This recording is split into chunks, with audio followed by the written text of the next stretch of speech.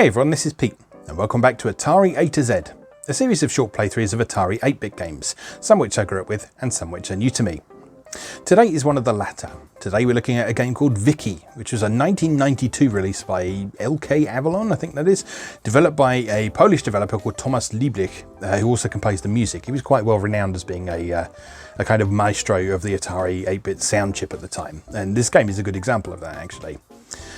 Now, unfortunately, the game is in Polish, so I can't tell you a great deal about its narrative setup or even a lot about its mechanics and so on. But I can tell you that it's something to do with the eponymous hero, who is a Viking, exploring Valhalla or the Viking underworld or something like that, and trying to escape. I believe, from what I've read online, that it's got randomly generated mazes and all sorts of fancy things like that. So, been looking forward to giving this a go. It seems quite well regarded, even by people who can't understand the text in it. So, I figured it was worth a go. And also, there's not many games that begin with V. Anyway, let's go play Vicky. Okay, here we are with Vicky for Atari 8-bit. As I say, all of the text in this is in Polish, I believe. So, I don't understand any of it. But apparently this intro is very nice, so it's worth having a look at. And then we'll see if we can figure out the game as we go along. So copyright 1992 LK Avalon. So we've got a dude with a beard and a candle. And some nice animation there. Yeah, some very nice backdrops going on here. Nice use of colour.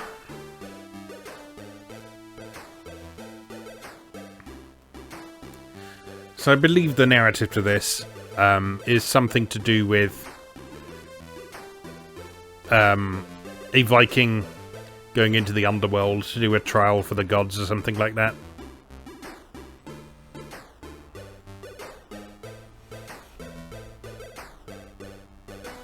Presumably this intro gives the setup. But unless you're Polish, you're probably not going to get a lot out of it.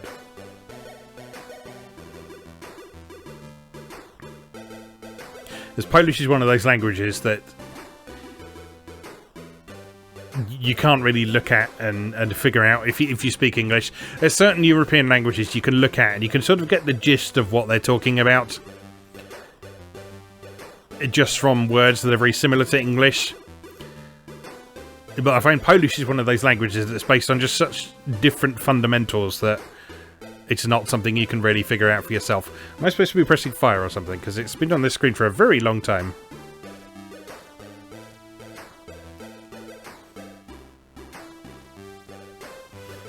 Nope, nothing happening. I mean, that is quite a lot of text, so I assume it's just giving you a bit of time to read that, but... Do we move on? Oh, we press return on the keyboard. There we go.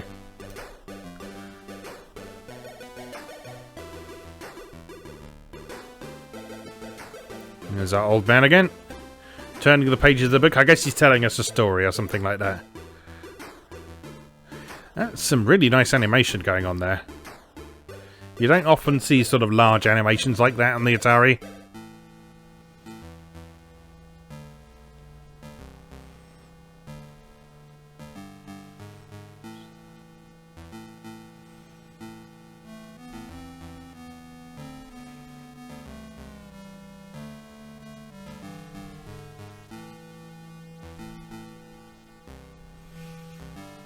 It's a lot of text. Well,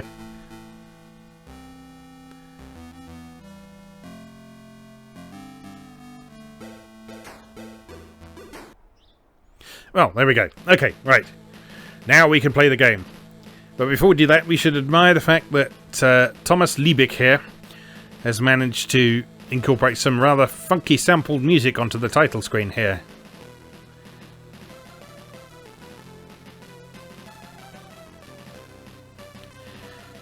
In fact, I think that's actually a combination of sampled drums and sound chip sound as well, I think. Very cool.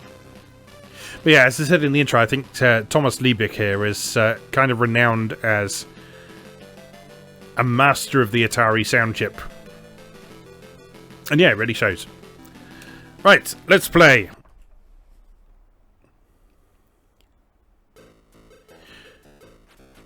Now, I've had a little go at this game and sort of got a vague idea of what it's about, but I won't promise to understand everything about it, but hopefully you can get an idea of what's going on just from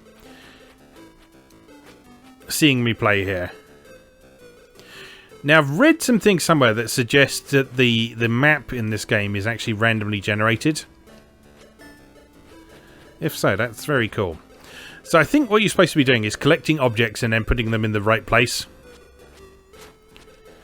So I've picked up what appears to be a magic lamp or something there. Oops.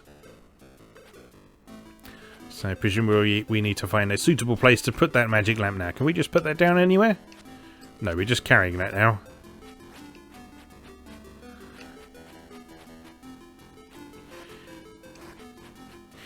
Now, this may look like a platform game, but it's actually more of a maze game.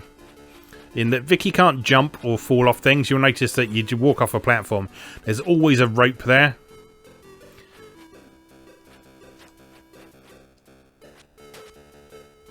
And so... Can you put that there?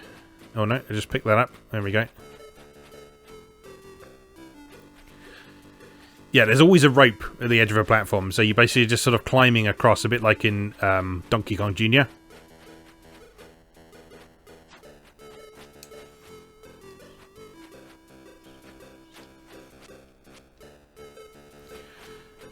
And then you make your way through the rooms by walking left and right along the platforms and then climbing up and down the ropes.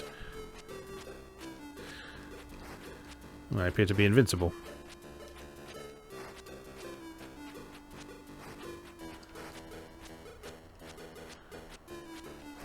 Actually, I don't seem to be able to kill anything. Fair enough.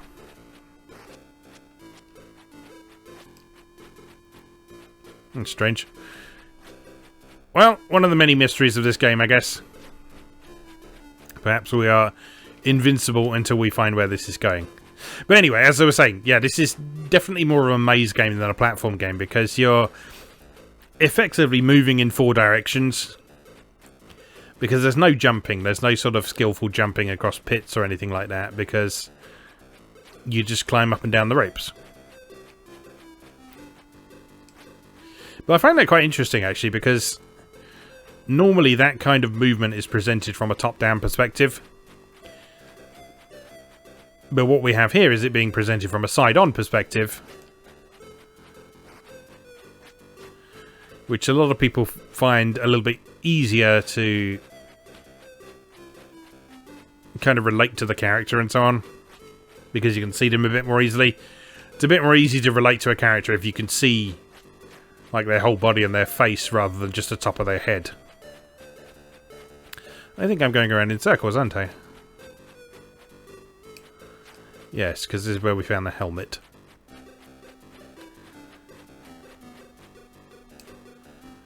Yeah, and there wasn't anywhere to go up there, so...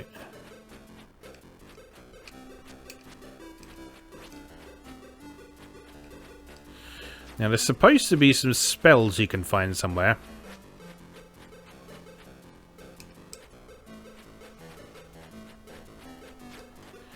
And they cost coins to cast.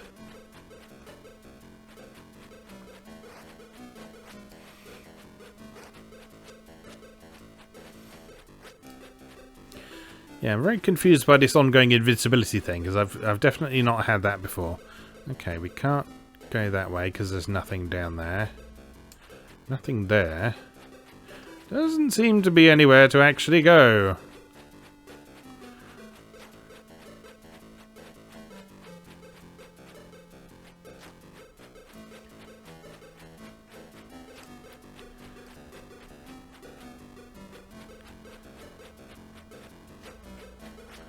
Maybe down here? Nope.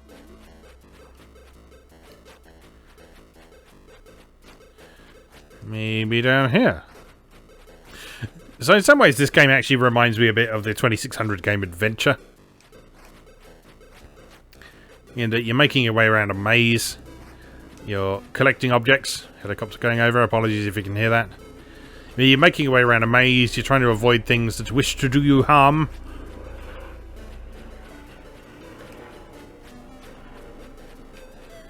Nothing down there. Up here? Nope.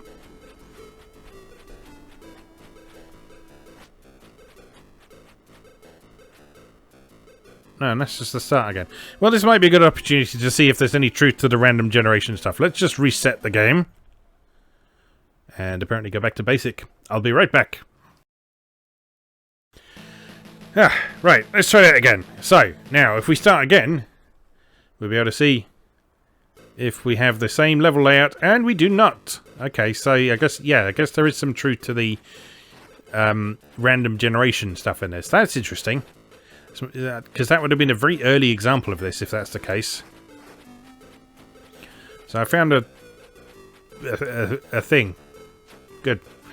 I don't know what the thing is, but I found it.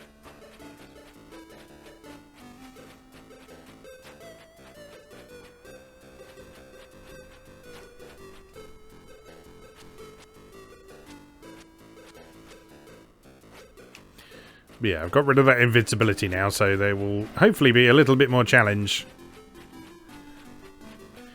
And also not being locked in a dead end.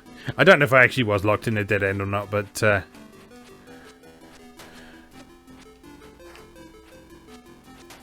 rather than making you watch me go around in circles for half an hour, I thought we could try something else instead.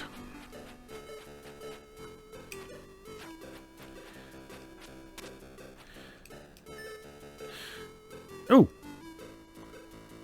Jesus Christ, is that a whole map? Well then. Now, how did I cast that?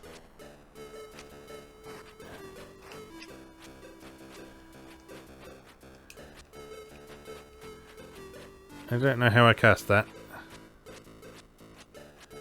Not direction, and I didn't press anything other than the fire button, so... M for map? No, M for music. Well, okay. That map didn't look super helpful anyway. Oh no, dead. Death by jellyfish. Yeah, as I was saying before that happened, there's a lot of things I like about the way this game is designed. I don't know, again, how am I making that happen? It costs a coin every time I do that as well. Maybe you just have to be like standing in a specific place.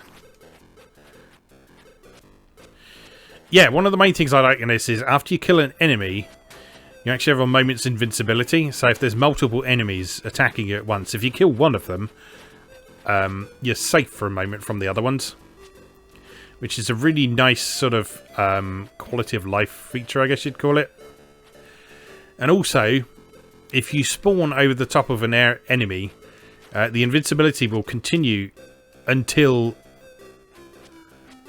you are past that enemy. You see, it's just staying on me at that point there. Which means that you'll never get into a state where you sort of endlessly spawn into a situation where you're going to keep getting killed.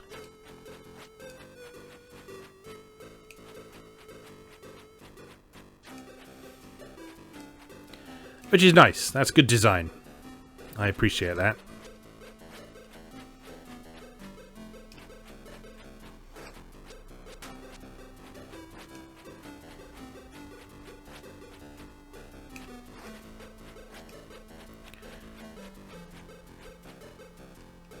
Oops.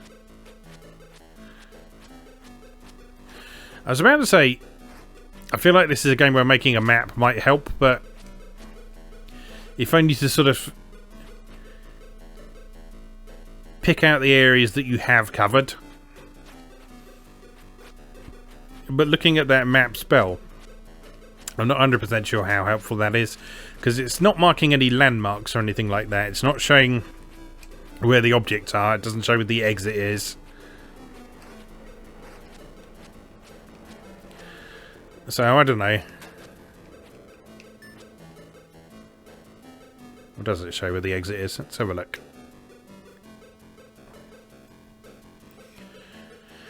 I can tell from this part of the map that we are heading towards a dead end. But it might still be worth looking up that way just in case there's a an object up there. Oh, excuse me. Oh. Terribly sorry, that's rather rude of me. But,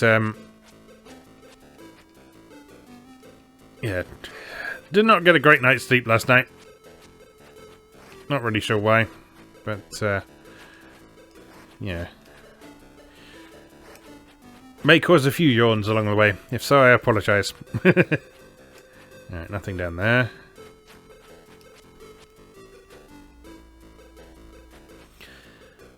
So I believe if we went around here and... whoops! And down and to the left, that will take us to somewhere new.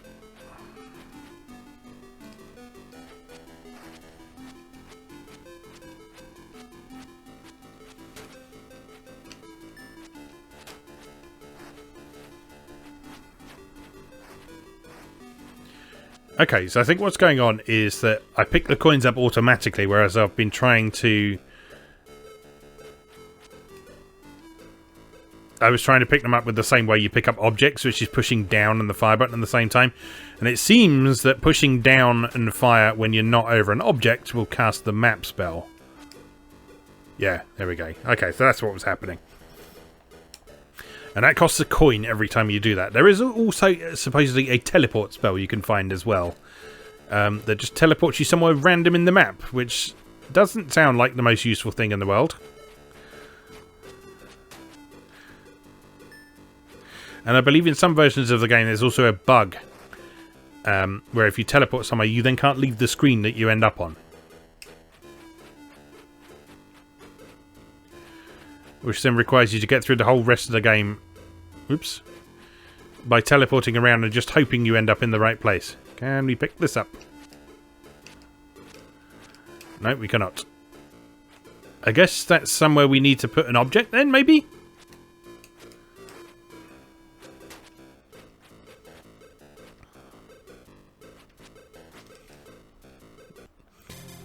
Oh no, that's death. I guess I'm dead. Alright, maybe one more quick try. I want to like this game because there's some really interesting stuff going on in it. In terms of presentation, gameplay, the whole random generation aspect. I feel like there's just a few sort of fundamental things about it that I'm missing at the moment.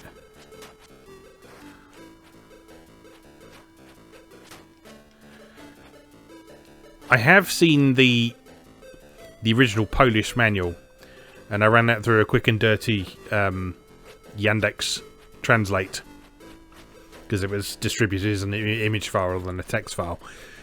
And the manual didn't seem to give that much information either, so I'm guessing this is one of those games that you're kind of expected to explore for yourself and kind of figure out what's going on and what you're supposed to do. Which I can get behind.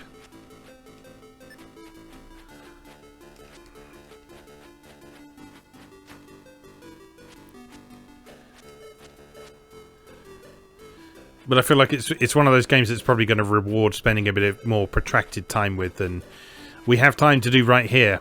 But it's worth highlighting, I think, because it's an impressive game.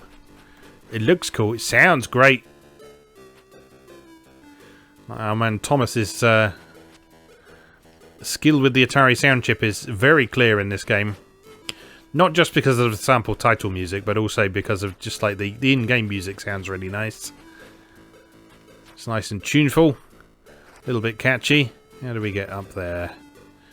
Because I want that pot, but I don't think I can reach that from where I am.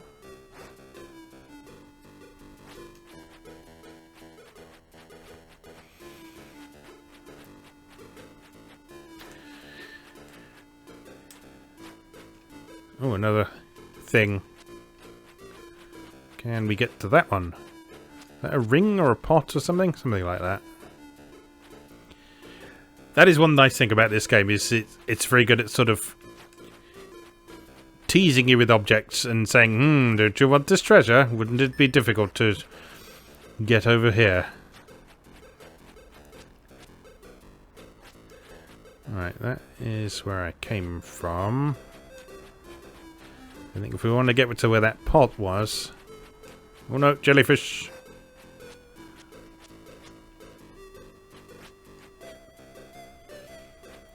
Probably need to go up and round from the look of things. Oops.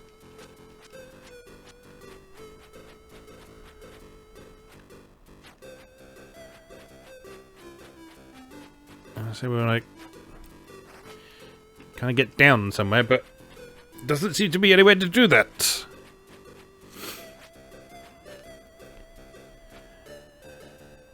Now, that's the only way we can go. So I guess we just keep going this way then.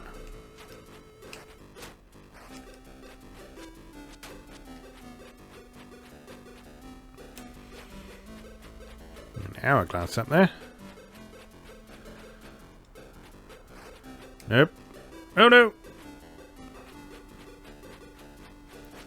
So I guess maybe over here, up and round, hopefully. Nope. Or maybe... Oh, is that the map scroll? That's certainly death. Weirdly, you don't seem to be able to kill things while you're invincible.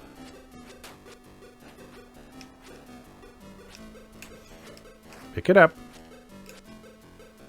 Why can't I pick that up? Ah, there we go. Is that the map scroll? No, map scroll has to be something different then.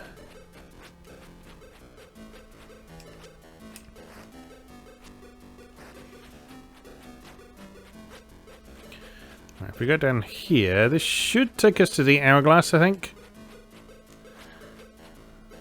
Yeah, there it is. Oh, that's not something we can pick up. So I guess that's something you need to put something in. As I say, I think that's sort of the concept of this game mechanically is find objects, put them places. That opens up the exit, and then you can, when you find the exit, and having put all the objects in the right place, you win. Easier said than done, though.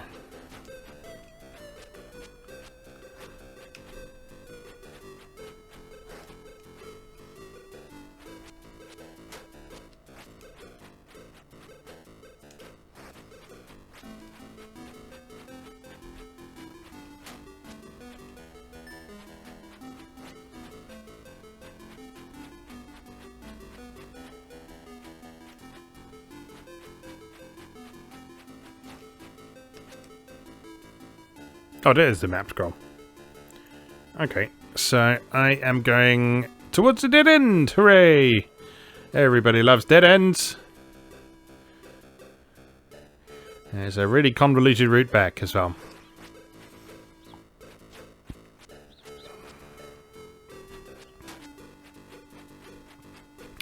I think that map looks more daunting than it actually is. Because there's actually quite a lot of that map on each screen.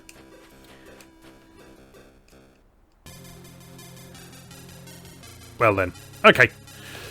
I think that's probably enough of that for today. That's definitely something I'm interested to spend a bit more time with and kind of figure out a bit more, because it seems like a really interesting game. There's just like a couple of things I just feel like I'm missing at the minute. But yeah, by all means do check it out for yourself as well. It's quite readily available online, so do give it a look. That was Vicky for Atari 8-bit. As always, thank you very much for watching, and I'll see you again next time.